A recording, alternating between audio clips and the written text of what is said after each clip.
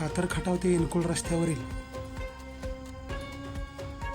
काम सुरू असून त्या कामात त्या रस्त्याच्या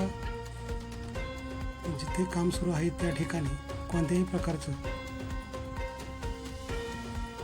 चिन्हांकित बॅनर न लावता सदर कंत्राटदाराने मध्येच माती उकरून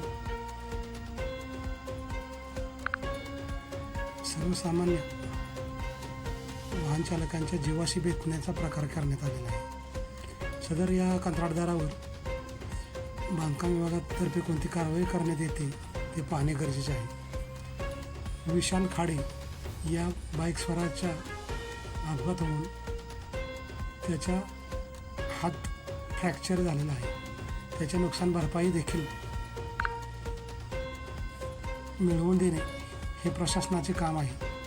सदर त्या दुचाकीस्वाराच्या जीवावर बेतल्याचे चित्र दिसून येत आहे.